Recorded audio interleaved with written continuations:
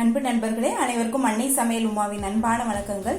இன்னைக்கு அன்னை சமையல்ல பார்க்க போறது பால் பாயாசம். இத ரைஸ் கீர்னு கூட சொல்லுவாங்க. ரொம்ப சுலபமா செய்யக்கூடிய ரெசிபிங்க. வாங்க எப்படி செய்யறதுன்னு பார்க்கலாம். முதல்ல கடாயில கொஞ்சமா நெய் சேர்த்துக்கலாம். கொஞ்சம்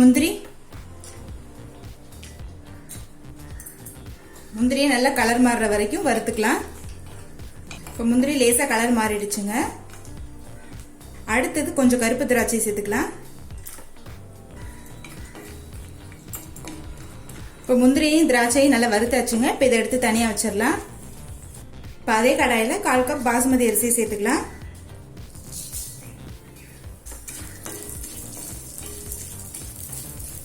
பாசுமதி அரிசியை ஏற்கனவே கழுவி நான் காய வச்சுட்டேங்க.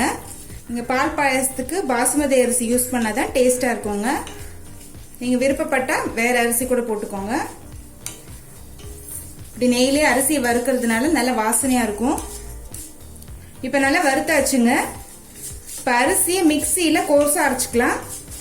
அரிசியை இது மாதிரி கோர்ஸா அரைச்சுக்கோங்க. அதாவது ரவையை விட கொஞ்சம் பெரிய சைஸ்ல இருக்கணும். இப்ப அடுத்து அரிசியை வேக வைக்க ஆரம்பிச்சிடலாங்க. இப்ப அரிசியை நான் குக்கர்ல வேக வைக்க போறேங்க. கடாயில பண்ணீங்கன்னா ரொம்ப டைம் ஆகும். இப்போ 1 கப் தண்ணி சேர்த்துக்கலாம்.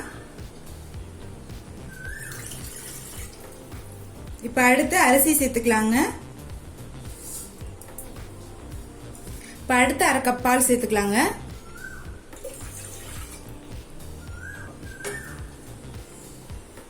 இப்ப மூடி போட்டு குக்கர்ல இருந்து 3 விசில் வந்தோடனே இறக்கி வச்சிடலாங்க. இப்ப குக்கர்ல இருந்து 3 விசில் வந்துருச்சுங்க. அரிசி நல்லா வெந்துருச்சு. இப்ப ஒரு கடாய்க்கு மாத்திரலாம்.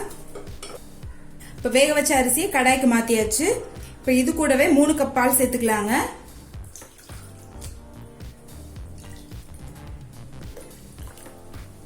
கட்டி இல்லாம நல்லா மிக்ஸ் பண்ணிருங்க.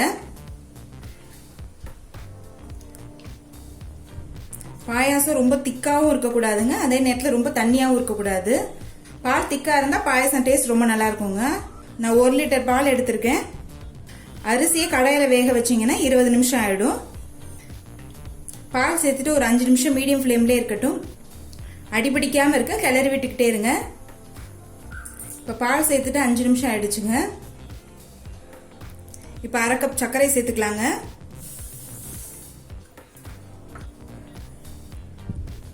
சர்க்கரை நல்லா கரையிற வரைக்கும் வெயிட் பண்ணலாங்க.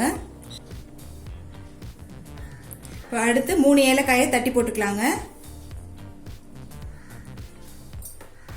குங்குமப்பூவை பால்ல 20 நிமிஷம் ஊற வச்சு சேர்த்துக்கலாம்.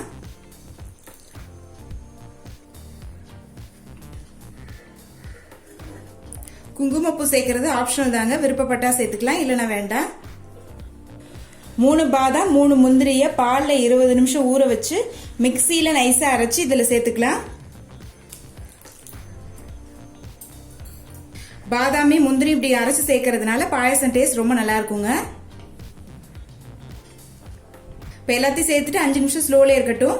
அடுத்து நம்ம வறுத்து வச்சிருக்க முந்திரியும் திராட்சையும் இதுல சேர்த்துக்கலாங்க. இப்ப பால் பாயாசம் ரெடி ஆயிடுச்சு. நம்ம சர்வ் பண்ணிடலாம். இப்ப சுவையான பால் பாயாசம் ரெடி ஆயிடுச்சு. பால் பாயாசத்தை ட்ரை பண்ணி பாருங்க. கண்டிப்பா உங்களுக்கே பிடிக்கும். ரெசிபி பிடிச்சிருந்ததுன்னா வீடியோவை லைக் பண்ணுங்க, கமெண்ட் பண்ணுங்க, ஷேர் பண்ணுங்க. இது வரைக்கும் அன்னை சமையல் சேனலை சப்ஸ்கிரைப் பண்ணலன்னா சப்ஸ்கிரைப் பண்ணுங்க. தேங்க்யூ.